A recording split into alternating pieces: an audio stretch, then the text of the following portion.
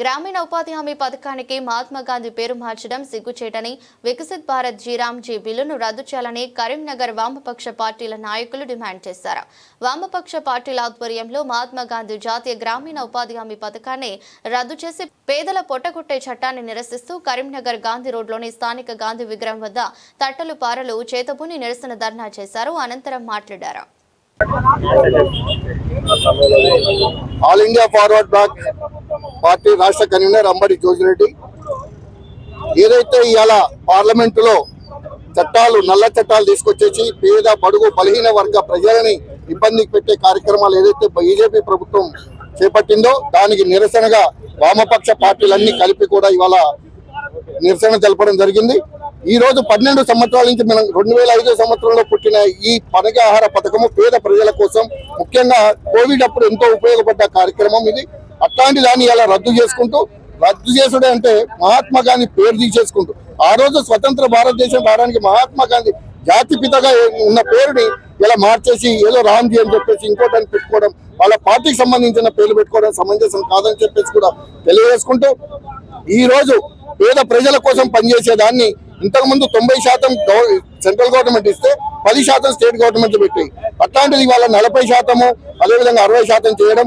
అంతేకాకుండా ఇవాళ పేద ప్రజలకు ఏ పనులు ఇస్తే వాళ్ళకి లాభం జరుగుద్ది, అదేవిధంగా స్టేట్ కి లాభం జరుగుద్ది, ఊరికి లాభం జరుగుద్ది అని చెప్పేసి స్టేట్ నిర్ణయిస్తే దాన్ని సెంట్రల్ కి హ్యాండ్ ఓవర్ చేసుకోవడం కూడా కరెక్ట్ కాదు. కాబట్టి చట్టాలను రద్దు చేయాలని చెప్పేసి కూడా మేము డిమాండ్ చేస్తున్నాం. మేమందరం కూడా కలిసి పోరాడతాం. అవసరమైతే ఏ విధంగా అయితే రైతు వ్యతిరేకంగా చట్టాలు తీసుకొచ్చిండ్రో అవి విరమించుకున్నారో అదే విధంగా ఈ చట్టాలను విరమించుకునే వరకు కూడా మేము పోరాడతామని చెప్పి తెలియజేస్తున్నాం.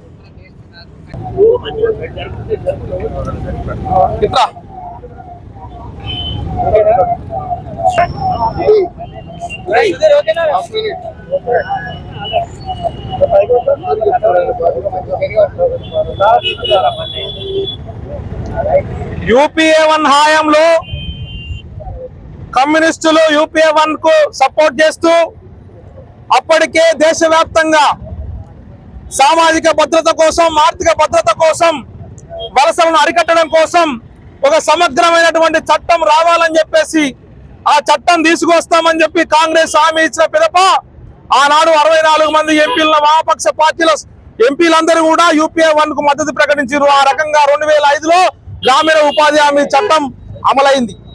ఆనాటి నుండి ఈనాటి వరకు కాంగ్రెస్ ప్రభుత్వం ఉన్నప్పుడు ఉపాధి హామీ చట్టాన్ని మరింత మెరుగైనటువంటి చట్టంగా వాళ్ళు ముందుకు కొనసాగిస్తే బీజేపీ ప్రభుత్వం వచ్చి 12 సంవత్సరాల కాలంలో లక్షల కోట్ల ఉన్నటువంటి బడ్జెట్ ప్రతి సంవత్సరం బడ్జెట్ లో తగ్గిస్తూ ఇప్పుడు 60,000 కోట్లకు తీసుకొచ్చింది.